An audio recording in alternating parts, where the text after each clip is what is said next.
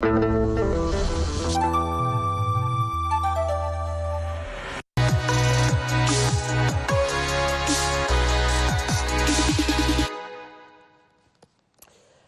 à tous et bienvenue dans la matinale. Nous sommes lundi aujourd'hui et nous débutons la semaine ensemble. Là, les cours, nous sommes ici pour vous donner un peu de sourire, du punch et puis beaucoup plus d'énergie, on va le dire. Et pour m'accompagner dans cette belle aventure, toujours avec Parfait. Bonjour Parfait. Bonjour Madi Bandoum, bonjour chers amis téléspectateurs. Bienvenue dans votre émission L'Alécou. Pour une nouvelle semaine en ce lundi, j'espère que le week-end était quand même revigorant pour Madi. Très bien, très bien. Après, je me suis bien reposé. Ah ouais. Contrairement à ton story que j'ai vu. Non, il ne s'est rien passé. D'accord, je l'espère, ouais, ça va. Ouais. Il y a eu moins de dégâts surtout. Non, pas du tout, voilà. Pas du tout. En tout cas, on a pris tout le soin, tout le temps qu'il faut pour prendre de l'énergie, recharger les batteries. Et revenir ici avec beaucoup de force et beaucoup de positivité. Il le faut. Pour vous inviter toujours à aller au-delà de vos limites. C'est ça. Voilà. Plus loin, plus loin encore. Plus loin, surtout ça. Alors, on va aller directement, Parfait. On commence par le sommaire. Ouais, le menu du jour. Je te laisse faire. Exactement. Aujourd'hui, la motivation est à l'ordre du jour. On est avec un grand conférencier international qui nous fait l'honneur de sa présence ce matin. Il s'agit de M. Cyril Niek. Bonjour. Bonjour, Parfait. Et bienvenue. Merci beaucoup. Voilà, c'est le plateau de l'Alécou, les matinales de la télé Tchad. Et puis Madi, on recevra ici la présidente de l'association Tchad Friends internationale. Ça va être une dame qui sera là avec nous aussi. Manuela Balza Papi. Papi, exactement, qui sera là tout à l'heure et vous allez la découvrir aussi à travers son association. En éducation, Parfait. On y va, on essaie ensemble là. J'essaie quand même de prendre la main. On va parler de la méthode Flores-Gonota, donc qui est déjà là aussi. Donc voilà. Divertissement, c'est avec l'artiste musicien Rafale. Exact. J'espère qu'il ne va pas nous rafaler ce matin. Ah non, je pense qu'on va s'entendre. On va trouver un compromis. Faits sociaux aussi avec Mota Blandine, où nous allons parler de la tontine. Ça t'arrive de le faire, J'ai essayé, mais j'ai abandonné après. Tu as abandonné, c'est sûr. Tu n'as pas le courage. Pas le courage. Tu as l'impression que tu donnes l'argent pour rien. Oui. Bon, surtout quand on est le premier à donner, à prendre surtout. C'est ça, oui. Ouais. Après, ça devient compliqué. Mais nous, les femmes, on aime bien. Vous savez vous en tenir, en tout cas. C'est pas comme nous. C'est parce qu'on est sage. Ouais. On va dire ça avec Mota tout à l'heure. On a la sagesse. Je pense qu'elle a tous les arguments pour nous On sait aussi économiser. On sait vous accompagner dans vos dépenses inutiles. Éphéméride, ça va être avec Olive Calzeve pour terminer aussi avec ce sommaire. Voilà un peu pour ce matin, ce lundi, on va dire parfait. Et ce matin non plus, on ne déroge pas à la règle. On est là pour vous rappeler que pour une bonne santé, c'est important de prendre soin de vous. Et ça va avec le sport forcément, quelques petits exercices à la maison et le tour est joué. Vous n'avez pas forcément besoin d'aller en salle de sport. Nous sommes ici pour vous aider. Et nous allons donc, Madi, prendre la direction du jardin de l'Onama où nous attendent le coach et ses sportifs pour quelques entraînements. Voilà, allez, on y va. Jim. Essayons ensemble.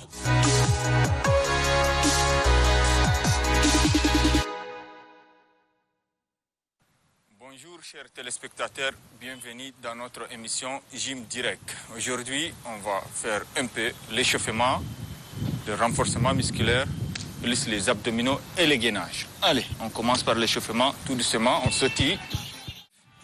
Et 10. Bon, et c'est fini pour la journée. Et voilà donc, merci au coach et à ses sportifs pour cette séance d'entraînement qu'on espère bien vous a permis de réveiller votre organisme et de vous mettre bien debout, au taquet, pour attaquer cette nouvelle semaine et surtout que les fruits tiennent les promesses des fleurs. Cette semaine, on vous souhaite donc une semaine très positive. J'espère que Madi Bandoum a pris plaisir aussi à faire quelques étirements. Je te l'ai dit, j'ai dit que maintenant je fais du sport. Ouais, on lâche pas. Donc quand j'utilise le mot essayer, c'est quelque chose, quoi. Donc on dit, voilà, on essaye. Bon mais ça courage. va, bon courage pour la suite. Je ne te plains pas trop, je pense que ça ira. D'accord. Donc voilà. Ça, c'est une bonne nouvelle. En tout cas, on va donc commencer à présent, on entre en matière avec notre invité du jour. Mais avant, juste une virgule et on est à lui.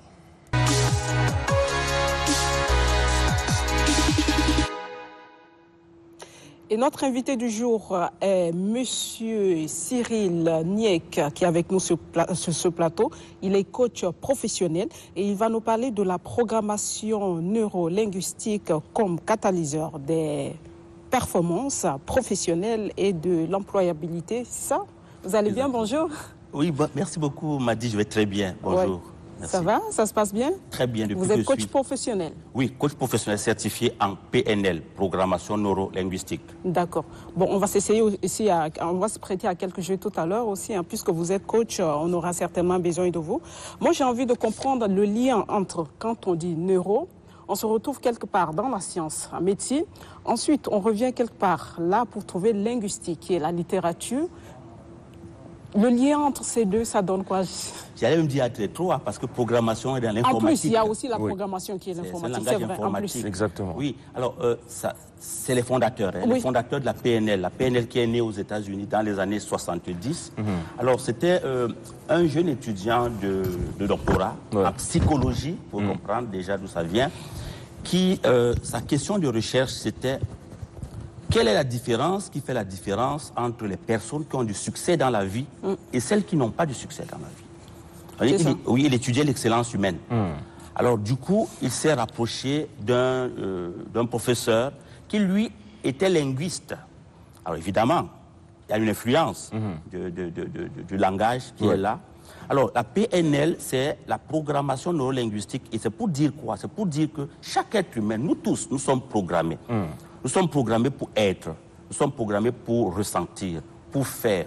Nous sommes programmés pour penser comme nous pensons, pour nous comporter comme nous nous comportons, et même pour avoir des valeurs que nous avons, et même les croyances que nous avons. Alors nous sommes programmés où? La programmation se fait au niveau de notre système nerveux, notre neurologie. C'est là le N, neurolinguistique, au niveau de notre cerveau. Nous sommes programmés là, effectivement, par quoi? Par le langage. Et ça, c'est la puissance de la parole, du langage. Pas nécessairement la parole, du langage. Parce qu'il y a le langage verbal, non-verbal, paraverbal. Mais de toute façon, nous sommes programmés par le langage dans notre système nerveux pour être, pour faire, pour ressentir, pour nous comporter comme nous le faisons. D'accord. Alors, avant d'aller plus loin et chercher à comprendre exactement le PNL, revenons à vous-même. Comment vous vous retrouvez coach PNL aujourd'hui? Qui vous êtes exactement? Oui, merci beaucoup. Alors, je vais me présenter de manière qui me convient le mieux, c'est que je suis un amoureux de l'humain. J'aime l'humain, j'aime les humains. Alors, parce que j'aime les humains, j'ai étudié les sciences humaines. J'ai étudié les sciences humaines jusqu'au niveau du doctorat. Et avant cela, j'avais fait de la théologie. C'est bon connaître Dieu dans ce rapport avec les humains. J'ai fait du droit, j'ai fait de la pédagogie, 3 ans de pédagogie à l'Université d'Ottawa. Et puis, je suis aussi un administrateur public. Je suis diplômé de l'École nationale d'administration publique du Québec, de Montréal. De nationalité Je suis de nationalité canadienne, mais d'origine camerounaise. Donc, je suis né au Cameroun. J'ai commencé ma vie au Cameroun, où j'ai d'ailleurs enseigné à l'Université catholique d'Afrique centrale avant de partir au Canada, à l'UQAC. Donc, je vis au Canada depuis une dizaine d'années, où je me consacre essentiellement à accompagner les humains à découvrir qui ils sont et à vivre la vie qu'ils veulent vivre. Autrement dit, à développer leur être profond et à vivre vraiment leur vie. À ne pas vivre leur vie sous couvert de quelque chose d'autre ou de quelqu'un d'autre. Ne pas chercher à ressembler à quelqu'un, être soi-même, c'est ça? Être soi-même, la meilleure version de soi-même. D'accord. Parce que chacun d'entre nous est ici dans ce monde pour être ce que personne d'autre ne peut être. C'est vrai. Pour faire ce que personne d'autre ne peut faire. Donc du coup, alors comment découvrir qui je suis vraiment, mon être au monde, et comment laisser cet être, cette présence au monde, justement, être lumière pour moi et pour les autres. C'est ça. Donc le coaching que je fais est aussi spirituel dans ce sens, parce qu'il est plus grand que nous. Notre présence dans ce monde, elle est spirituelle. Notre présence, c'est ça. Alors comment vous vous retrouvez dans la programmation? Je me retrouve là parce que j'ai été interpellé par 2 jeunes ingénieurs informatiques qui m'ont un jour écrit. Je suis très connecté sur les réseaux sociaux. Alors, ils ne me connaissaient pas particulièrement, mais comme je suis présent, très présent sur les réseaux sociaux, ils m'ont écrit, m'ont dit, grand frère, on veut que tu nous aides. Nous sommes 2 jeunes informaticiens d'origine camerounaise. Ils ont fait l'école d'informatique du Cameroun. Alors, je leur ai dit, qu'est-ce que je peux faire pour vous aider? Ils ont dit, on veut devenir comme toi. Je dis, mais comme moi, est-ce qu'ils peuvent devenir comme moi? Est-ce qu'on doit devenir comme moi? Moi, je suis quoi d'abord? Du coup, je me suis dit, mais ces jeunes, de quoi avez-vous besoin? Ils ont lâché le mot, ils ont dit, on veut que tu nous coaches. À l'époque, je n'étais pas coach. Alors, je n'avais pas d'outils. Je me suis dit, mais comment accompagner ces jeunes à devenir ce que eux, ils veulent être. Pas ce que moi, je suis. Parce que moi, ils n'ont pas mon passé, mon bagage. J'ai été programmé pour être ce que je suis. Mais eux aussi, ils ont leur programmation. Alors, du coup, je me suis mis à la recherche d'un outil structurant qui pouvait m'aider à les accompagner. C'est comme ça que je rencontre la PNL, la programmation neurolinguistique, qui est très connue au Canada, aux États-Unis, en Europe, et qui est utilisée dans les entreprises, dans l'éducation, évidemment, et même dans la communication, évidemment. C'est comme ça que je découvre la PNL. Et puis, je m'y mets jusqu'au bout. Je suis allé jusqu'à devenir enseignant certifié. Et j'ai d'ailleurs créé une école de PNL, qui est la seule école francophone en Ontario. D'accord. L'école PNL. Oui. Moi, j'ai envie de comprendre une chose. Vous parlez tantôt de la programmation. Oui. Être soi-même, c'est-à-dire vous amener des personnes à se développer et savoir qui ils sont exactement. Peut-être c'est un départ. Mais qu'est-ce que vous pensez des modèles? Parce que parfois on s'est dit, ah, telle personne est mon modèle. Est-ce que c'est une mauvaise manière d'avancer, de procéder, de chercher, être à la recherche de soi? Excellente d'ailleurs. Parce que la PNL, la programmation neurolinguistique, déjà je vais vous dire un peu sa philosophie. Ce qu'il y a derrière. Nous partons du postulat que chaque être humain désire le bien pour lui-même. Chaque être humain, deuxième postulat, est capable du bien pour lui-même. Et chaque être humain peut atteindre l'excellence par lui-même. Nous partons de là, déjà. Et maintenant, la philosophie derrière cela, c'est quoi? C'est que nous croyons, et ça c'est le constructivisme qui le dit, le constructivisme nous dit que chaque être humain construit sa réalité. Et nous ne subissons pas, nous construisons. Alors on peut le faire de manière consciente, de manière inconsciente. Nous construisons notre réalité. Mais vous partagez la thèse selon laquelle chaque personne est unique. Chaque personne est unique. Je suis Madi, parfait, il est lui-même. Il est parfait. Exactement. Parfait peut-être, avec non, ses pas qualités. pas forcément. Nul n'est parfait. Avec ses qualités, ses défauts. On va pas reléguer ça. Oui. Mais j'ai envie de comprendre. Donc chaque être est unique. Chaque être humain est unique. Même en cherchant, en ressemblant à l'autre. Alors vous avez parlé des modèles, c'est important. Surtout les influenceurs aujourd'hui. Oui, justement. Parce que la modélisation, en PNL, nous avons 3 niveaux d'apprentissage. D'accord. Donc, le premier niveau, c'est apprendre. C'est le niveau théorique. J'apprends, je vous connais, je connais votre nom, je connais la télé, je sais que l'émission, c'est l'écoute. Ça, c'est le premier niveau d'apprentissage. Le deuxième niveau, c'est apprendre à apprendre. Ça, c'est l'expérimentation. Et on apprend encore plus intensément lorsqu'on expérimente ce qu'on apprend. Vous êtes journaliste parce que vous avez animé les émissions. Ça ne suffit pas juste d'avoir un diplôme de journalisme. C'est ça. Faut animer les émissions des journalistes. Et un troisième niveau, c'est ce que vous avez abordé tout à l'heure, c'est la modélisation. C'est apprendre à apprendre à apprendre. C'est là, monsieur sait faire quelque chose, vous savez faire quelque chose, je peux le modéliser. Et j'apprends encore plus en profondeur en modélisant. Et nous, en PNL, nous avons des outils pour modéliser. C'est comme ça que la PNL est née de la modélisation. Parce que la question que le jeune chercheur s'est posée, comment ceux qui ont du succès font pour avoir du succès? C'est ça. Il s'identifie à eux. Et il les a modélisés. Alors, tous les grands de ce monde ont été modélisés. Exactement. C'est pour ça que quand vous entrez dans des grandes écoles, au Canada par exemple, même si au départ vous étiez un élève ou un étudiant moyen, à la fin vous êtes très compétent. C'est parce qu'effectivement vous rentrez dans un moule. On a modélisé les personnes qui ont du succès et on vous enseigne comment on fait pour avoir du succès. Et vous aurez du succès. Docteur Cyril, pour mieux comprendre la PNL, concrètement, quels sont ses principes? Quand vous enseignez cette programmation-là, quels sont les principes de base? Oui, tout à fait. Alors, la PNL est d'abord basée, première chose, sur ses présupposés. Le premier présupposé, c'est que la carte n'est pas le territoire.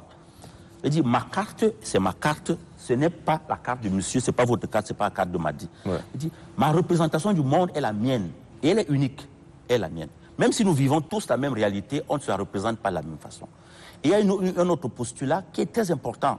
C'est que chaque être humain a en lui toutes les ressources pour atteindre ses objectifs. OK? Ça, c'est extrêmement important. Un autre, c'est qu'on ne peut ne pas communiquer. Nous sommes toujours en train de communiquer, d'une manière ou d'une autre. Et l'autre, c'est sur la complexité de l'être humain. L'être humain est plus complexe que ce que toutes les théories en disent. Alors, lorsque nous sommes conscients de tout cela, nous avons devant nous un mystère qui est l'humain.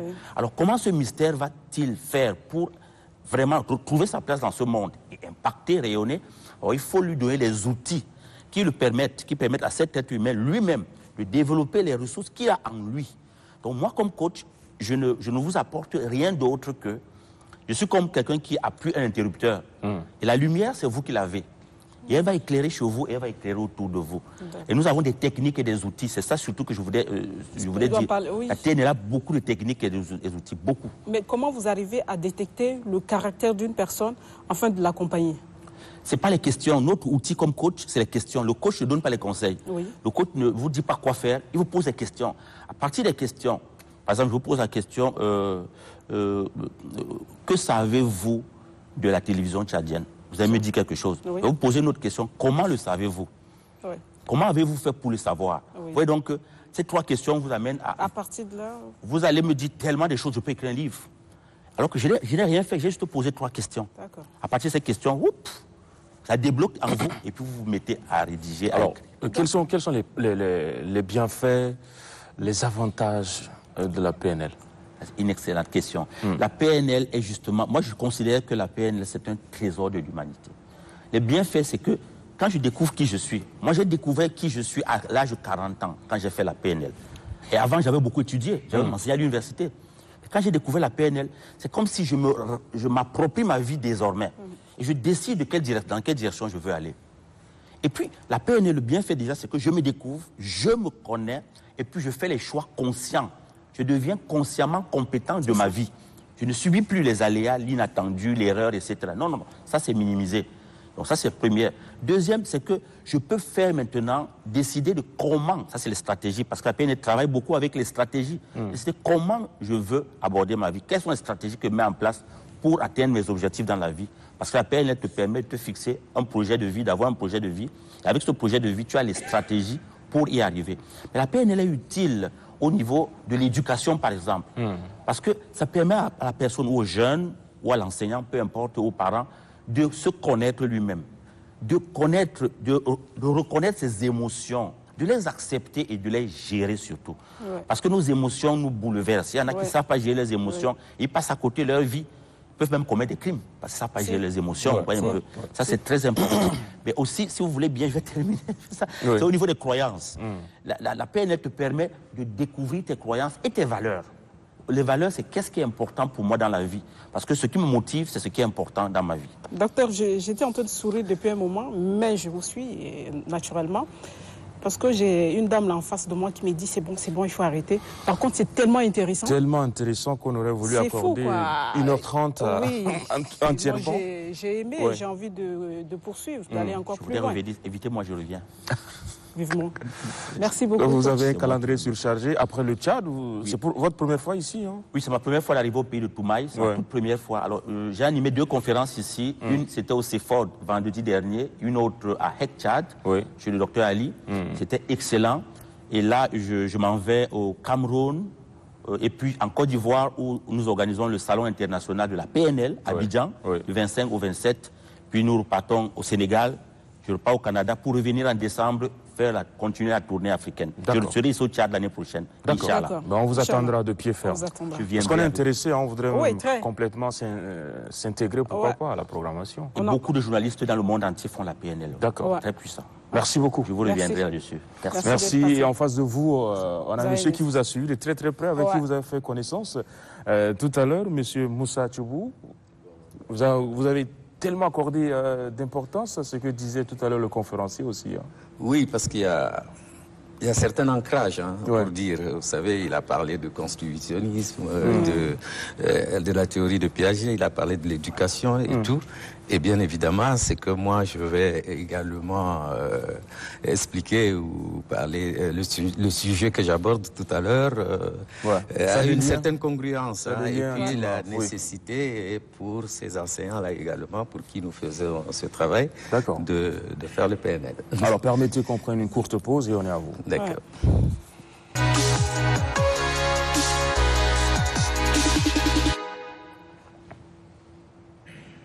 Voilà, donc d'un invité à un autre, d'un sujet à un autre, mais avec beaucoup de similitudes. Vous allez voir, tout est question de développement personnel, mais là, c'est un peu plus à la racine. Et on est avec Monsieur Moussa Tchoubou Gongnota, qui est là pour nous parler justement de la méthode qui porte son nom, la méthode Flores Gongnota. Bonjour et bienvenue. Merci. Alors, présentation pour mieux vous connaître déjà. Ok, moi je suis Gongnota Tchoubou Moussa, effectivement, chercheur indépendant, affilié au ministère de la Recherche scientifique au Centre national de l'éducation au Cameroun. Ouais. Je suis d'origine tchadienne, mais d'adoption camerounaise, pour avoir vécu plus de 30 ans déjà, bientôt. Ok. Oui. Et voilà, je suis promoteur d'un établissement également et d'un centre de formation. D'accord. C'est moi le concepteur, ou bien c'est moi qui ai mis en place ce concept aujourd'hui qui essaye d'accompagner nos enseignants dans certains pays, dans les écoles. D'accord. Le Cameroun est à l'honneur aujourd'hui. Non, j'avais envie de dire ça, mais bon, on va passer dessus. Ce sont nos voisins, donc on va continuer, il n'y a pas de La problème. Terre n'est qu'un seul continent. Exactement. Et l'Afrique reste la même. C'est quoi la méthode Flores Gongnota? Alors, la méthode Flores Gongnota est un concept de facilitation d'apprentissage, enseignement et apprentissage de l'écriture. Enseignement, bien évidemment, ça veut dire qu'en amont, il faudrait que les enseignants se l'approprient pour pouvoir enseigner dans les salles et que les élèves, eux, ou les apprenants, adultes comme enfants, puissent se l'approprier. Alors, ce concept, il est né de quoi? Il est né d'un constat. Moi, en tant que fondateur, régulièrement dans ma classe, je forme mes enseignants, je suis tout le temps avec eux. Je constate que, déjà, ayant mis mon école dans une trajectoire d'excellence avec beaucoup de rigueur, je constate que mes élèves écrivent mal 3-4 mois après. Quand je fais des contrôles dans les salles de classe, je constate également que les enseignants écrivent très mal. Et c'est là où je réalise que oui, effectivement, au niveau de l'école normale, il n'y avait pas une didactique bien structurée qui était suffisamment riche pour enseigner l'écriture. Ouais. Alors, vous allez comprendre. En multiplication ou en addition, on va dire 1 plus 1 est égal à 2. Ouais. C'est du concret. 1 plus 1 ne sera jamais égal à 1,5, 2,5, ni 3, ainsi de suite. Exact. En français, on dit le pluriel, quand c'est plus, il faut mettre S, le nom s'accorde en genre et en nombre. Hein, c'est la formule. Mais l'écriture, qui est la discipline fondamentale, l'écriture et la lecture, que j'appelle ça, c'est deux faces d'une même pièce. Discipline fondamentale n'est pas aussi structurée que les autres disciplines. Pourquoi renvoyez-vous en salle de classe il y a quelques années, quand on vous apprend à écrire, la maîtresse ou le maître, il va dire pour écrire « Ah, regardez la main du maître, je fais comme ça, je monte, je descends. » Mais dans la salle, vous avez des enfants qui sont dans une maturation qui n'est pas encore suffisamment, à même, qui ne leur permet pas d'appréhender ce qui est abstrait. Même déjà ce qui est concret, c'est difficile. Alors quand vous allez dire à un enfant, on fait comme ça, si je vous demande là maintenant, monsieur parfait, faites-moi comme ça, c'est quoi? Ça peut être un geste horizontal, oblique, n'importe quoi. Alors, donc, l'enfant ne structure pas bien cette lettre-là parce qu'il est abstrait. Alors que dans les mathématiques, le français, tout est concret. 1 plus 1 est égal à 2. Ce qui fait que la discipline écriture était la discipline qui n'avait pas d'éléments vraiment structurés et cohérentes pour que l'enfant puisse bien écrire, pour amener l'enfant à bien écrire. Lui, il sort du Canada, je connais, j'ai fait un peu de la recherche sur les fondamentaux au niveau de la pratique de la lecture et de l'enseignement au Canada. C'est la catastrophe en matière d'écriture. C'est vrai qu'aujourd'hui, ils sont dans un autre bond parce qu'ils sont dans le numérique. Mais l'écriture ne va jamais disparaître, on aura toujours besoin de l'écriture. Alors, ce qui fait que je suis parti faire un décryptage. Ça m'a pris du temps, c'était quelque chose d'assez simple, mais c'est quelque chose de simple qu'il fallait chercher dans une certaine complexité. Alors, il fallait décrypter chaque lettre de l'alphabet en majuscule, minuscule, en cursive, en script, On a mis sur pied une application. Ça a pris 1 an, ça n'a pas marché. Je suis reparti dans une démarche un peu empirique où j'ai fait des figures. Je dormais dans le labo. Hein, c'était... Et pour, à la fin, résumer que écrire est basé sur 4 signes essentiellement sur 4 signes. Avec ces 4 signes, on écrit toutes les lettres de l'alphabet en majuscule, en minuscule, le cursif avec et le script. D'accord. Et ça donne également une autre dimension dans l'apprentissage de l'art plastique. D'accord. Alors, et c'est les 4 signes, là, voilà. Voilà. Pour comprendre graduellement. Oui. Vous avez le trait, vous avez le crochet, vous avez le rond et vous avez le point. Le point, on va s'en servir pour écrire le I et le J et après faire les symboles, terminaison des phrases et puis les divisions et tout. Avec ces signes-là, désormais, je quitte de l'abstrait, je vais dans le concret. Je dirais à un enfant, dans la maîtrise de la latéralisation et sur les interlignes, tel signe plus tel signe va me donner telle lettre, mais avec une exactitude que quand l'enfant va écrire, vous, à la maison, vous pouvez lire, le maître peut lire, tout le monde peut lire, parce que l'écriture est un outil de communication. Mais vous avez soulevé tantôt le cas du Canada, où l'écriture n'y est pas. C'est pas seulement au Canada. Rassurez-vous. Mais je pense que nous ici, oui, d'accord. Pourquoi on arrive à détecter que l'écriture ne marche pas très bien? Mais justement parce qu'en amont, j'ai dit que c'est abstrait. C'est abstrait. Oui. Il n'y avait pas un canevas cohérent de l'apprentissage de l'écriture. C'était abstrait. Donc c'est ce départ qui a amené à cela. C'est à ce départ, c'est-à-dire. Oui, c'est ce constat. C'est cette problématique. Oui. Oui, c'est cette problématique, mais qui n'est pas seulement du Canada. Ouais. J'ai pris l'exemple parce que je l'avais en face de moi, mon cher confrère et frère qui vient du Canada. Donc j'ai pris l'exemple. Mais en France, c'est la même chose. Pas seulement en France, mais ici, allez dans les salles de classe. Allez dans votre famille, vous allez voir auprès de vous. Alors moi, pour mieux comprendre, M. Gonota, un instant, concrètement, est-ce que c'est au niveau de la forme, la calligraphie, je ne sais plus, écrire bien, lisiblement, avec une écriture qui est belle et tout, ou encore c'est dans le fond comment écrire les lettres auxquelles vous vous attaquez dans cette méthode? On va dire c'est les deux. Ouais. Parce que comme je disais tantôt, l'écriture est un outil de communication. Si vous écrivez mal, vous-même vous n'allez pas vous lire.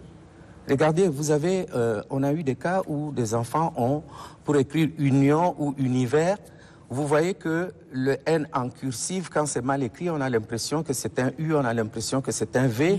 Regardez un peu, vous n'allez pas... Donc, c'est pas décryptable. Alors, à partir du moment où c'est pas décryptable, est-ce qu'on communique? C'est un langage de sourd. Non. C'est difficile de lire. Oui. Non. Donc, la problématique va de là. Vous êtes venu outiller quand même de beaucoup de documents didactiques. Concrètement, est-ce que vous pouvez nous démontrer comment est-ce qu'un enfant peut arriver à écrire et à lire en 21 jours, comme vous prétendez? Alors, nous avons, oui, je suis arrivé avec quelques outils, vous avez vu là. Par exemple, ça, c'est le guide de l'enseignant. Et ça, ce guide, le contenu de cette didactique, c'est ce qu'on enseigne aujourd'hui dans les écoles normales d'instituteurs au Cameroun, dans les ENIEJ. Hein. Ça a été introduit comme module de pratique. Alors, l'apprentissage se résume, comme je vous disais, sur la base des signes. Vous avez les signes que je voulais structurer tout à l'heure. Ouais. Alors, représentez-vous que vous avez, par exemple, un trait vertical. Alors, pour écrire un N, au lieu de dire à cet enfant, regarde, on fait comme ça, on va simplement lui dire, je prends soit un trait ou un crochet ouvert en bas à gauche. Comme ça. Je l'ajoute. Je mets un trait là. Il y a une caméra en face de vous. Ah oui, d'accord. Voilà, pour nos téléspectateurs. J'aurais pu prendre quelque chose de plus costaud. Voilà. Non, mais on fait c'est jouable. Voilà. Donc, vous voyez que vous avez un crochet ici. Si j'ai un trait vertical, le trait ici n'est pas visible parce qu'ils l'ont mis en blanc. Si j'ai un trait vertical que je mets là, c'est-à-dire je prends un trait vertical plus un crochet debout à gauche, je l'associe, ça me fait un N. Inversement, si je le mets, ça me fait un U. Alors, si je prends un trait vertical, on va prendre le script. Je prends un trait vertical plus une courbe. Un trait vertical plus une courbe, rien que ces deux signes vont vous permettre d'écrire à peu près 7 lettres de l'alphabet. Alors, à partir du moment où l'enfant s'est approprié ces 2 signes, c'est terminé. Il a gagné en temps. Si, avec ces 2 signes, il peut écrire 7 lettres de l'alphabet, vous comprenez que le délai de 21 jours est vite atteint. Pour certains, nos enfants sont des génies. Il y en a qui ont fait en 14 jours. Et les résultats sont là. Nous avons fait une conférence au CEFOD il y a quelques années. Nous avons expérimenté dans à peu près 11 écoles ici, et ça a été validé, et ça a été introduit au programme national par un arrêté. La même chose pour le Sénégal, même chose pour le Cameroun, même chose pour le Niger, même chose pour la congrégation catholique au Congo. Nous sommes en discussion avec le Mali et c'est en train de prendre, de faire son petit bout de chemin. Ah ben c'est bien. Et autour de ça, nous accompagnons ça des outils didactiques. Ça, ce sont des puzzles qui sont homologués en normes ISO Europe. Donc, vous voyez, donc le but est, dans un premier temps, de permettre aux enfants d'identifier les différents signes qui vont être les composantes des lettres. Donc, vous voyez, et par la suite, ils vont aller vers la structuration des lettres. D'accord. Super. Ouais. Et nous les avons dans un écosystème également, dans un écosystème informatique. On a fait une modélisation qui permet d'avoir tous ces éléments dans une sorte de librairie numérique et on peut les déployer en brousse rien qu'en le rechargeant au solaire. Et ça, nous avons un modèle, nous avons des salles équipées à la Maison de la Femme que vous pouvez visiter, qui sont équipées de notre concept. D'accord. Voilà. Vous avez fait un peu un tour dans les écoles primaires ici? J'ai fait beaucoup d'écoles primaires. Quel est votre constat? Ici, j'ai formé, on a déjà à peu près de 3500, c'est trop peu pour le temps qu'on a déjà passé. On a formé 3500 maîtres communautaires. Au Cameroun, nous sommes à peut-être 25 000, 30 000. Ouais. Donc le Tchad est un peu en retard quand même par rapport à votre méthode. Chez soi. Quel est votre constat? Moi, j'ai envie de... Le constat, il est alarmant. Ouais. Il est alarmant. Il nous faut remettre une certaine dynamique pour faire avancer notre système éducatif. D'accord. C'est un peu... Il faut le dire, il faut mettre le doigt dans la plaie. C'est un peu catastrophique. J'ai lu un peu vos écrits. Vous avez dit quelque part qu'un enfant, à partir de 6 à 7 ans, doit savoir écrire, lire. C'est les fondamentaux. Ici, vous l'avez calculé à la fois. Oui. Vous avez rencontré des enfants qui arrivent à lire normalement et écrire à 7 ans? 6-7 ans ici? Non, sur 10, j'en ai rencontré 2. Ça, je peux vous dire, en toute sincérité. Alors, monsieur Tchoubou... Qui lisent correctement et qui parlent français. Qui parlent français difficile. Et qui arrivent à l'écrire aussi. Oh, oui, et là, moi, je parle vraiment du monde rural. Hein. Je suis allé dans... C'est pas les écoles, non. Oui. L'école, la mesure, ça se prend, voilà. Bien sûr. Alors, vu globalement comme ça, le mal est plus profond. Vous êtes parti d'un constat pour créer cette méthode afin de faciliter l'accès à la lecture. Quel est votre regard par rapport au système éducatif appliqué ici, comme un peu partout dans les pays africains, calqué sur le système européen? Est-ce qu'aujourd'hui, on doit tout revoir comme vous avez commencé avec la... Oui, moi je pense que le législateur en matière de la chose, en la matière, doit pouvoir compter sur la ressource existante. Je suis d'accord que nous importions, mais est-ce que nous sommes prédisposés à recevoir cette importation pour pouvoir l'appliquer? Vous voyez, je rigole parfois parce que de séminaire en séminaire, il y a tellement de séminaires, je dis, mais est-ce que vous avez le temps d'appliquer tout ça? Mais en réalité, nous, aujourd'hui, nous avons besoin de contextualiser notre connaissance pour le mettre à la disposition de nos apprenants. On n'a pas besoin forcément, parce que là-bas, ils sont très loin. Nous n'avons pas de l'électricité. Qu'est-ce qu'on va faire avec des tableaux, je ne sais pas, sur le mur numérique ou bien digitalisé et tout? Non. Qu'est-ce qu'il faut faire? Il faut créer des conditions. Ouais. Il faut créer des conditions. Vous voyez l'enfant qui va écrire sur le genou avec les trucs, c'est difficile. Ouais.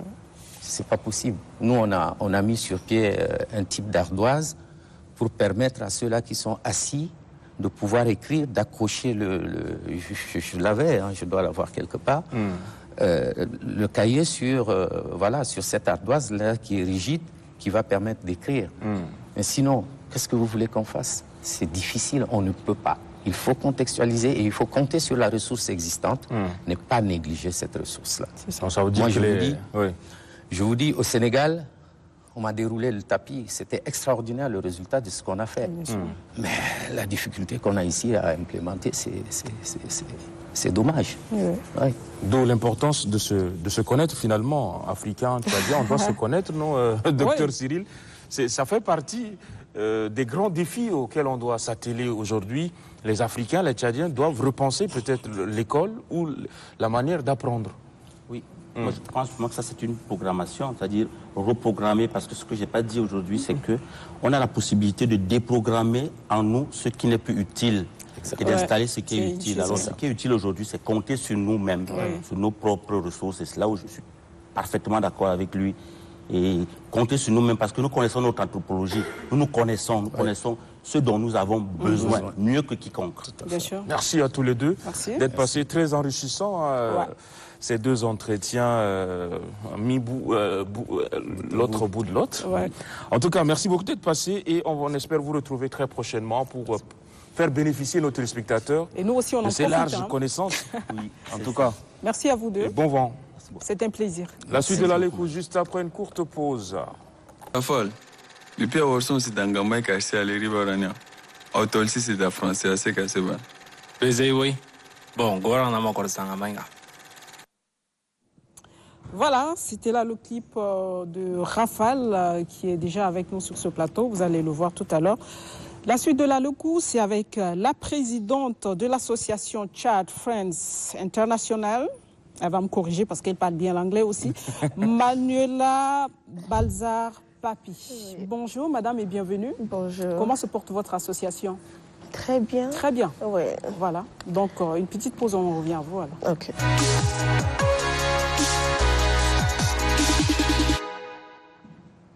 Voilà, en développement, nous sommes avec madame Manuela Balzar Papi, qui est la présidente de l'association Tchad Friends International. Voilà, excusez notre anglais. Madame, une fois de plus, bienvenue. Hein. Merci. Ça va? Ça va bien. Tout se passe bien? Ça va. C'est un plaisir pour nous de vous recevoir. Et surtout quand il s'agit d'associations, ça veut dire c'est vraiment d'un élan altruiste que vous vous lancez en action pour aider les plus vulnérables. Yes. Présentez-nous votre association déjà. Ok, l'association Tchad Friends International, c'est une association caritative, apolitique, à but non lucratif. Cette association a été créée aux États-Unis en janvier 2023, précisément à New York, et ici au Tchad en avril. Et c'est une association qui a pour objectif d'aider les personnes vulnérables, telles que les autistes, les handicapés, les filles mères et les enfants albinos. Voilà, albinos, exactement. D'accord. Oui, et on a eu à visiter 2 centres SOFAR, centre spécialisé des enfants retardés, et aussi la source intarissable. Et voilà. Voilà. Vous êtes parti de quel constat? Qu'est-ce qui vous a motivé à créer cette association? Ce qui m'a motivé, c'est ma tante Solange. Comme vous voyez dans l'autre, j'ai écrit Solange Charity. C'est elle qui m'a motivée parce qu'elle était handicapée à l'âge d'1 an. Désolée pour mon français. Et c'était quoi? Elle est née comme ça ou non, c'était la poliomyélite. Yes. Donc, elle n'avait pas les moyens de se déplacer et alors qu'elle a un don sur la coiffure. C'est bien. Donc, il y avait des gens qui venaient se faire coiffer à la maison à longueur de journée, mais par manque de moyens de déplacement, elle ne pouvait pas aller à l'école et tout. Et quand elle a pu avoir un moyen de déplacement, son âge était déjà avancé. Ah. Oui. Donc, elle ne pouvait pas aller à l'école. Mais elle se déplaçait de maison en maison pour tresser les champs. Et j'étais avec elle parce que j'étais toute petite. Et à la fin, elle est morte par la suite d'un accouchement. Et c'est ce qui m'a motivée à créer cette association. Oui. Yeah. Où est-ce que vous en êtes aujourd'hui? Actuellement, les choses se passent bien. Comme je vous ai dit avant, on a eu à faire les dons dans deux écoles. Et là, on compte toujours aider, et les moyens nous font défaut, mais avec le peu qu'on a, on essaye de... Il y a déjà le cœur, le cœur y est déjà, donc forcément ça va aller avec le temps. Oui, donc, ça va. Ça va. Yeah. Vous ne vous plaignez pas? Bon, après, les moyens financiers, ça reste... Oui, on fait avec ce qu'on a pour le moment. D'accord. Et on espère que par la suite, des gens de bonne foi vont nous aider à continuer le travail. D'accord. Oui. J'ai envie de comprendre, vous avez déjà une association qui existe là aujourd'hui. Oui. Comment vous accompagnez ces personnes vulnérables? Est-ce que vous avez un centre où vous les encadrez chez vous, ou vous les accompagnez comme vous êtes en train de dire tantôt que vous avez fait des dons? Oui. Comment vous procédez en général? Là, on a un centre dans le 6e. Oui, mais par le temps, on a besoin d'un grand centre, parce qu'on aura besoin d'une école, hôpital, tout ça. Ah, tout ça, c'est des projets? Oui, c'est des projets. Puisqu'elle dit que l'association a vu le jour seulement en janvier aux États-Unis, et puis en avril ici. Le bébé vient de naître, donc déjà 2 actions à votre actif. Quel est votre objectif concrètement? Est-ce que c'est arriver à atteindre tous ces enfants au Tchad et aux États-Unis? Comment vous fonctionnez puisque l'association est née aux États-Unis? C'est plus d'aider les enfants ici. Oui. Parce que les enfants, par exemple les retardés, les autistes et autres là-bas, le gouvernement, ils sont bien entretenus. Il y a une prise en charge. Voilà, sorry, désolé pour moi. C'est plutôt ici qu'on les néglige, on ne prend pas bien soin d'eux. Et donc, c'est ici qu'on compte plus travailler avec ces enfants. Mais si Dieu le permet, les membres de l'association iront aux États-Unis pour des formations et qui vont revenir pour apprendre plus à s'occuper des... Parce que là-bas, on s'occupe mieux, donc ils vont aller apprendre et revenir et s'occuper de ces enfants. Sinon, on a besoin même des bus pour les déplacer. En tout cas, c'est des... Non, c'est un gros projet, c'est costaud. Oui, c'est costaud. Vous voyez plus grand dans l'avenir, c'est ça. C'est le plus important de toute façon. Et c'est de savoir, comment accompagner toutes ces personnes-là, parce que c'est aussi très important. Voilà. Vous la voyez comment? Vous avez cité déjà les bus, il y a tellement de projets. Mais dans quelques années, comment vous voyez votre association? Quelle est la projection que vous faites de votre bébé, on va dire? Grandir, hein? Déjà en main.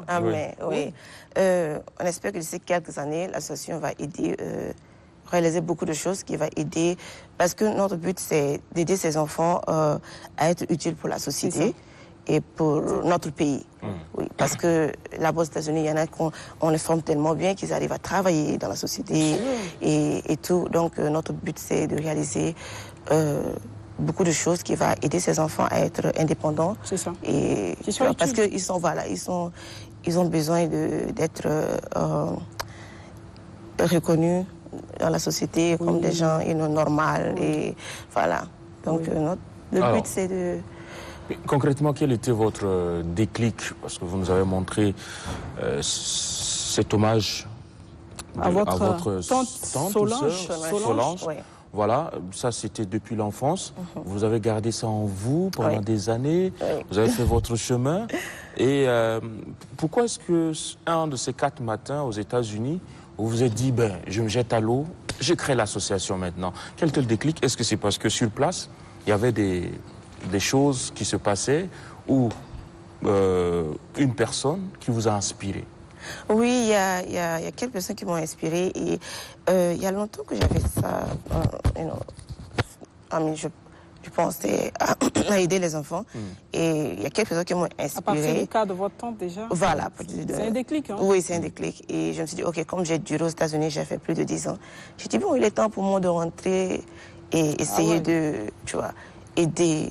D'apporter quelque chose dans mon pays. Parce que beaucoup sont ceux qui, quand ils sortent du pays, ne rentrent plus, alors que c'est bon de revenir dans son pays et utiliser ce que tu as appris à l'extérieur pour développer, contribuer au développement du pays et tout. Donc, j'ai dit, ok, il est temps pour moi de rentrer et d'aider à m'installer par rapport à... Voilà. Une bonne idée. Qu'est-ce que vous faites dans la vie? Parce que pour faire ça, il faut que ce que vous faites aussi vous prête à cette action caritative. Oui, aux États-Unis, je travaille à l'aéroport avec un compagnie aérien. Oui. Et je suis aussi une influenceuse, je fais un peu de business aussi. Voilà, donc c'est ce que je faisais. D'accord. Okay. Et vous avez développé une certaine sensibilité. Oui.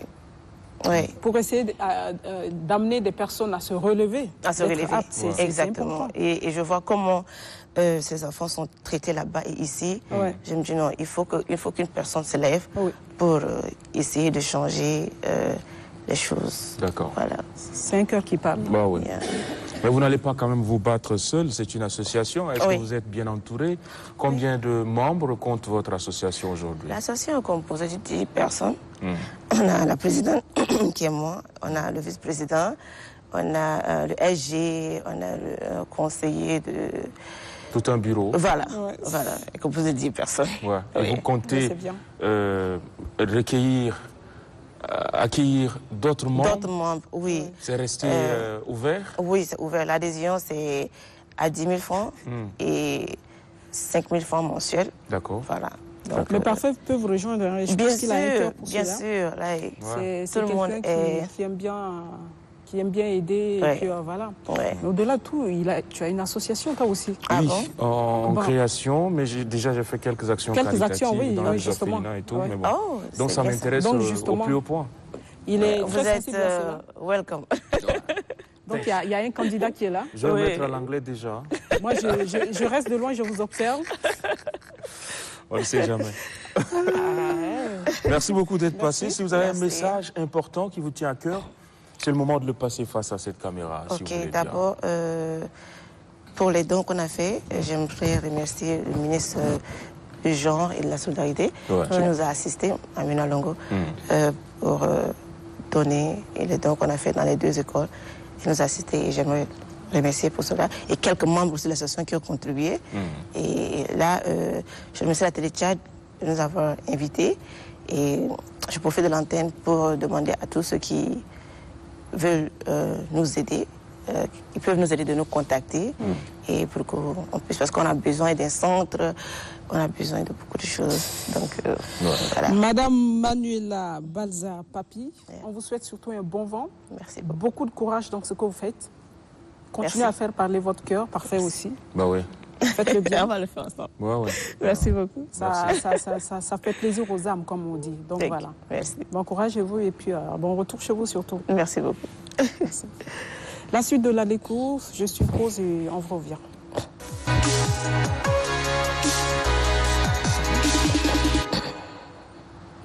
En divertissement, nous sommes avec l'artiste Rafale, qu'on a découvert ce matin en même temps que vous à travers ce très beau clip, juste avant de parler avec Madame Papi tout à l'heure. Bonjour et bienvenue. Bonjour. Ça va? Papi, c'est le nom de son papa. Mais bravo déjà pour le clip. Il est réussi. Bonjour Rafale. Un excellent travail. On était inquiets tout à l'heure. Parfait a dit que vous restez de tout rafaler. J'ai dit non, il va être gentil. Et apparemment, je ne me suis pas trompée. Oui. Il est calme. Ça se voit que on ne risque même pas d'être rafalé. Non, pas du tout.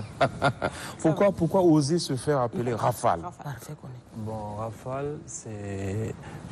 J'ai choisi ce nom parce que à la base, j'écoutais pas vraiment de musique. Ouais. J'étais beaucoup plus dans mon coin, l'école, l'église, la maison. Et tout à coup, j'ai pris cette décision-là d'écrire des textes. Ouais. Et c'était en fait subite, c'était comme un vent violent, rapide, d'où le nom Rafale. Ah, donc quand ça a commencé, ça venait de tous les côtés. Effectivement. Ça rafalait de textes, d'inspiration? Non, pas ça, mais en fait, je me suis retrouvé dans la musique par surprise. Ouais. Je ne m'imaginais pas écrire des textes ou encore chanter. Ouais. Mais tout d'un coup, je me lève un jour là, parce que déjà à la base, je suivais mes grands frères qui dansaient, qui chantaient. Il est même ici avec vous à la télé, ici, Kende Soka Pogo. Okay. Et de là, après avoir vu ce qu'il faisait, tout à coup, je me suis mis à écouter de la musique. Et ça s'est passé en fait rapidement, d'où le nom de Rafale. D'accord. Oui, oui. Ceci expliquant cela, m'a dit. Oui, oui. Ça va, ça commence toujours. Oui. Après, on n'a pas trop envie de le dire, mais l'église reste quand même une bonne école de musique comme de la tour. Donc voilà. Il commence toujours par la chorale et puis c'est ça. Ouais. C'est votre premier single? Non. Là, c'est mon dernier single publié. D'accord. Oui. Et avant cela, il y avait autre chose? Avant cela, j'avais enregistré mon premier son qui était le Bacon Laura quand j'étais en terminale. Oui. Ça, c'est mon premier titre enregistré. Et après cela, j'ai aussi enregistré d'autres titres que je n'ai pas pu publier. Mais j'ai également participé au challenge de Suspect 95. Ouais. Et c'était mon premier clip vidéo là-bas. Ok. Oui. Vous résidez ici au Tchad, en N'Djamena? Oui, actuellement, je suis ici en N'Djamena. D'accord. Oui. Sinon, je fais mes études à Yaoundé, à l'Université catholique. D'accord. Ok. Vous faites quoi comme études? Je suis en économie de gestion. Économie? Oui. Wow. Quelle année déjà? Je suis en licence 3. Et comment vous arrivez à jumeler les deux? Bon, déjà, j'ai pris l'habitude de faire les deux depuis la terminale. Oui. Donc, j'ai quand même su faire la part des choses. Ouais. Donc, à mes heures perdues ou encore à mes temps libres, j'essaie de gratter des textes, j'essaie de poser sur des instrus et c'est comme ça. Quand l'heure arrive d'étudier, j'étudie également. Est-ce que c'est aisé pour vos parents? Parce qu'ils prennent quand même la décision d'envoyer leur enfant en études à l'étranger. Et on entend aussi que vous faites de la musique. Comment ils prennent cela? Est-ce que c'est plus facile à avaler qu'on Pulu? Bon, en réalité, mes parents, puisque quand j'étais ici, en terminale, j'écrivais des textes et ils ont compris que j'aimais bien faire ça comme passe-temps. Et ils m'ont même soutenu dans mon premier single, le Bacon Laura, parce qu'ils trouvaient que c'était quand même éducatif et que j'avais l'assurance que le bac je l'aurais et je l'ai eu. Donc arrivé là-bas, au Cameroun, avec les études, vu mes résultats également, ça passait, donc ils me soutiennent quand même. Alors, ça va. Alors comment vous définissez votre style musical? Bon, je dirais que je suis polyvalent, mais à la base, je fais du rap. Ouais. Je fais du rap. Ok. Mais sinon, en réalité, je suis polyvalent. D'accord. À qui aimeriez-vous ressembler? Comme modèle. Dans le Franchement, milieu je suis beaucoup d'artistes et qui ont des profils différents. Ouais. Mais à qui j'aimerais ressembler? Vous n'avez pas eu le temps de réfléchir à cette question? Non, il va être lui-même. Ouais, c'est là qu'on a parlé tout à l'heure. Moi-même. Je vais m'inspirer des autres, je serai moi-même. Exactement. Oui. Et c'est important d'être soi-même. Effectivement. On l'a dit tantôt, vous avez suivi le coach? On avait eu un coach tout à l'heure, il parlait de cela, du développement personnel. Ah ouais. Donc c'est un peu ce que vous avez dit, même si vous l'avez suivi, c'est important. Ouais. D'accord. Se connaître soi-même d'abord, oui. avant de conscientiser les autres. Justement. Effectivement. Alors, quelles sont vos sources d'inspiration quand vous grattez vos textes? J'écoute beaucoup de la musique tchadienne. J'écoute aussi beaucoup de la musique d'ailleurs. Et en fait, je m'inspire déjà des faits de la société, tout ce qui se passe ici ou ailleurs. Et c'est de là que je tire mon inspiration. Vous êtes en quelque sorte une plume dénonçatrice ou vous n'êtes pas engagé comme on le dit? Bon, engagé, je pense que tous les artistes sont engagés, mais dans quel combat, c'est ça la question. Ça, ouais. Et moi, j'essaye de toucher tous les sujets. Ouais. Donc, les sujets que les gens traitent d'engagés. Il n'y a pas de tabou chez vous? La politique, ça passe aussi? La politique, je dirais pas la politique, mais je dirais plutôt la situation de mon pays. Ouais. Donc, ça touche pas seulement la politique, mais la société également, la sociale. et tout. Au vécu de tout cela. Effectivement. On va essayer quelque chose. Nous, on va vous accompagner pour chanter. Parce qu'il ne vous reste pas beaucoup de temps non plus. D'accord. On va se divertir. Ouais. Comme la rubrique le dit si bien. Justement. Donc, ce sera un péché que vous soyez là et que vous ne chantez pas. Okay. Parce que nous, nos oreilles adorent ça. Surtout moi, mes oreilles. D'accord. Ok. Donc, je vous lâche un truc en freestyle. Oui, en freestyle, exactement. Tranquille, comme vous le dites. On a lu quelque part dans le clip, là aussi, c'est écrit freestyle, un truc comme ça, je pense. Ouais. Ouais. L'extraordinaire, faut que je le banalise. Je peux le faire, je suis dans une bonne équipe. Ouais, excès de qualité me pénalise. J'ai pas la musique, me paralyse. Wow. Et pour le chef, la paix est une énigme. Il fait que s'aimer toute forme de zizanie. Il dilapide la dette publique sans parcimonie. J'ai pas d'amis, j'ai que des frères et j'ai des ennemis. Waouh. Ah ouais, ça le fait, hein. J'ai pas de frères, j'ai que des ennemis. J'ai pas d'amis. J'ai pas d'amis. J'ai que des frères. J'ai que des frères. Et des ennemis. Et des ennemis. Oh ouais, c'est vrai. Moi, je sens que c'est ça, ouais. un peu du rap français, là, ce que tu nous sors. Ouais, c'est un rap en français, mais je dirais pas que c'est du rap français. Bah oui, on dirait bien quand on écoute. Oui. C'est comme du Lefa, c'est comme du... Bah, je sais plus. Effectivement, c'est également un de mes modèles, comme je le disais. J'ai plein d'artistes que je suis, et voilà. D'accord. En tout cas, on vous souhaite très très bon vent. Est-ce que vous avez des projets imminents, un album très prochainement?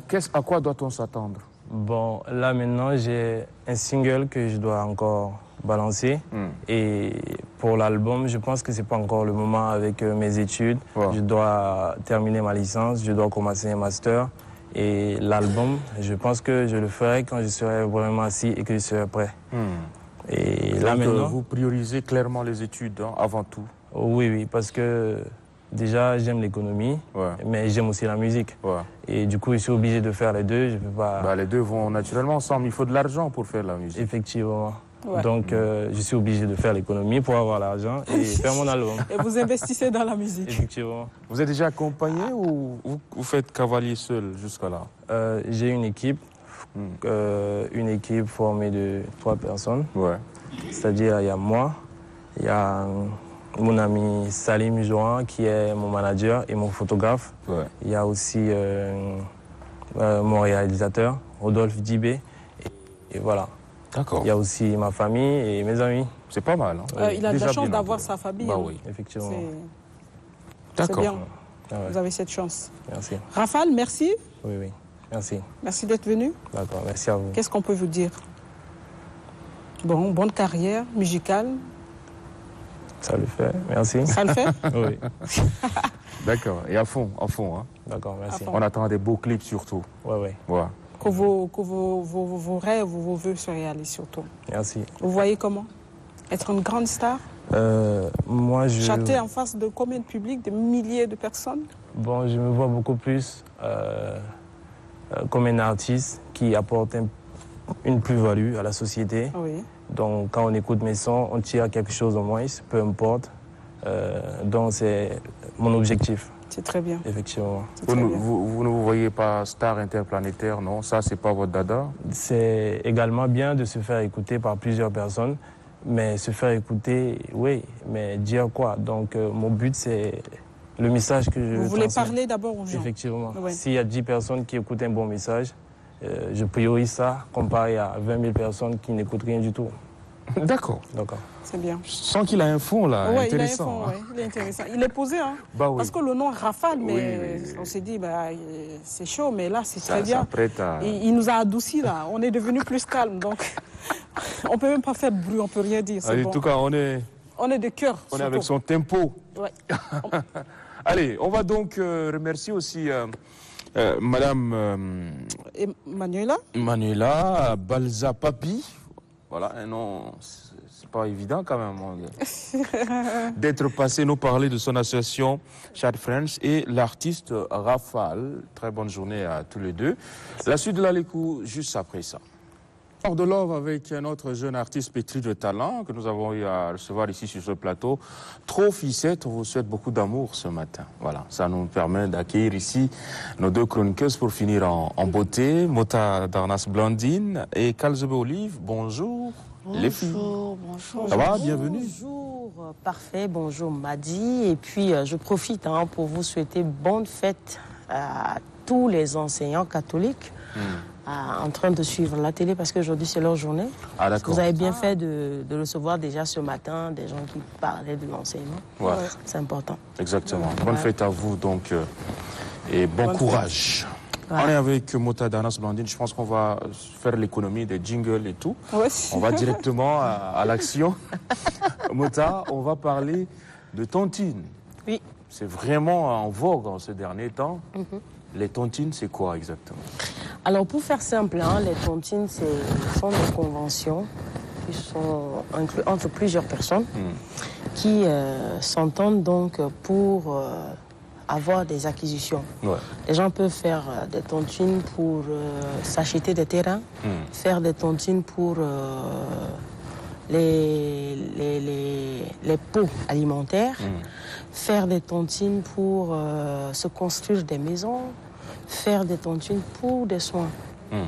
Et en fait, c'est pour avoir la possibilité d'avoir des groupes de personnes avec qui s'entendre et se mettre ensemble que d'aller faire des prêts dans des banques pour avoir les pourcentages après qui sont un peu élevés. Ouais. Voilà. Mais est-ce que c'est économique? Normalement, c'est très économique si on le fait bien et dans la règle de l'art. C'est vraiment économique. Moi, je suis curieux de savoir d'où ça vient, tontine. Tontine. Comme ça, tontine. Nom donné, c'est ça? Ça vient d'où, tontine? Alors, je ne sais pas d'où ça vient, mais bon, c'est qu'on se réunit, comme je l'avais dit tout à l'heure, il consiste à se réunir et à avoir des réjouissances. Donc, si tu donnes quelque chose et qu'après, tu peux avoir ce que tu peux avoir, c'est normalement des gains qu'on arrive à se faire. D'accord. Ouais. Est-ce que c'est un gain? Il n'y a pas d'intérêt? Non, il n'y a pas d'intérêt, mais c'est ton argent. C'est ton argent. Sauf ça veut dire qu'on ne c'est prend pas aussi les pourcentages. Il n'y a pas de pourcentage. Exactement, le mot est là. Je pense que c'est de l'épargne d'une certaine manière un peu forcée. C'est comme tu économises parce que à toi seul, tu ne pourrais pas économiser. Donc, c'est ton argent que tu es censé économiser durant un long temps que tu retrouves simplement sans intérêt. Donc, c'est à un intérêt zéro. Ouais. C'est un peu ça. Donc, c'est avantageux par rapport au crédit bancaire. C'est très avantageux parce que, comme je l'avais dit, les crédits bancaires, on arrive à avoir des banques qui prélèvent 13% sur les frais qu'on a donc pu emprunter. Il y en a qui prennent 10%, mais c'est énorme. Mais le cas le plus flagrant encore, c'est les usuriers, ceux qui prêtent à crédit, comme on le dit, dans les quartiers. Oui, les avantages. Tu prends 10 000, tu payes 20 000, c'est énorme. Et pourtant, si tu es dans une association dans laquelle on fait des tontines, tu peux aller emprunter et généralement, ces associations sont plus sociables. Ouais. Donc, ils ne donnent pas de pourcentage aussi élevé. Peut-être dans certaines associations, on va te demander le 1% de ce que tu as pris. C'est juste pour permettre donc à la caisse de tourner et puis permettre aussi à d'autres qui seront dans les besoins de venir emprunter. Et pourquoi en général c'est souvent les femmes qui sont dans la tontine? Avant c'était souvent les femmes, mais maintenant même les hommes, ils font beaucoup de tontines et c'est vice-versa. Parfait dit qu'il n'a pas le courage d'attendre. Oui, parce qu'il y a les responsables, en fait, on les appelle généralement ici au Tchad les comparés, qui ne sont pas crédibles. Ouais. Genre, tu dois prendre ta tontine aujourd'hui, lundi 15 mai, et elle n'arrive pas à recouvrir tout l'argent qu'on te doit. Et puis, tu dois attendre 3 à 4 jours.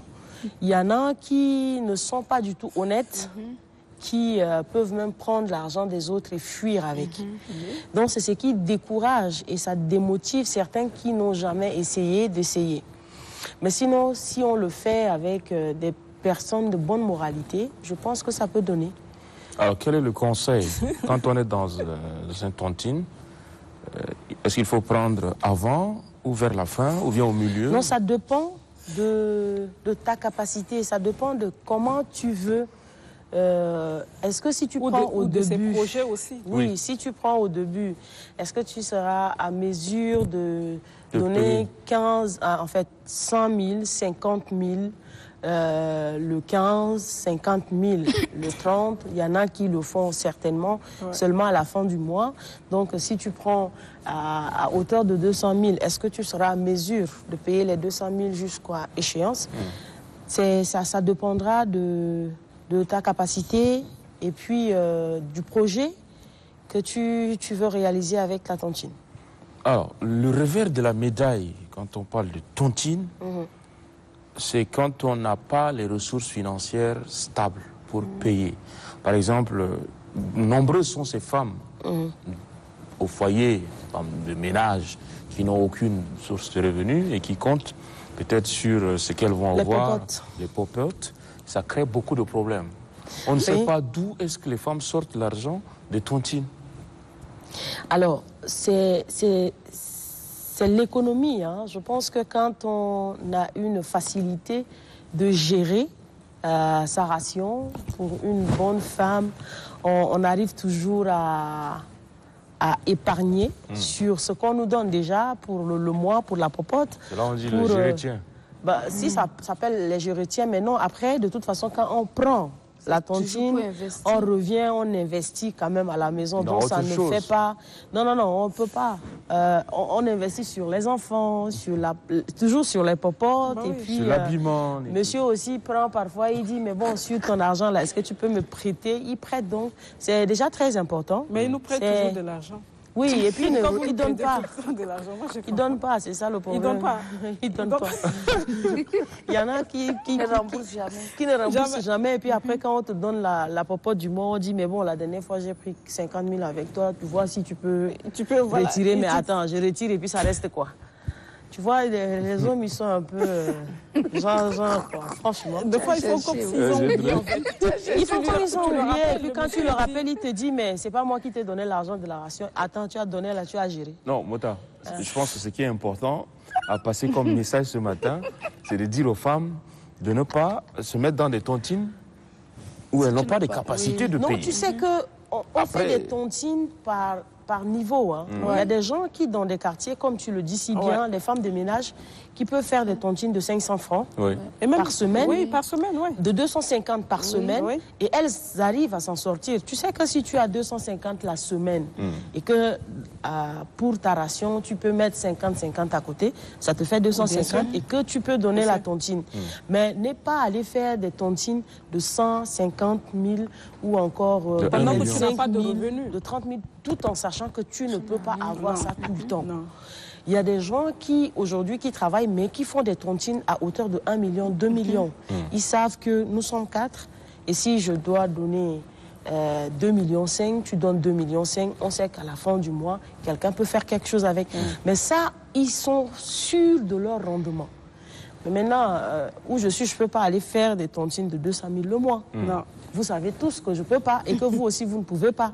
Parce que si on n'a pas, notre salaire ne nous permet pas de faire ça, on ne pourra pas le faire. Autant n'est pas le peuple. Donc, c'est mieux de faire des tontines de à sa capacité.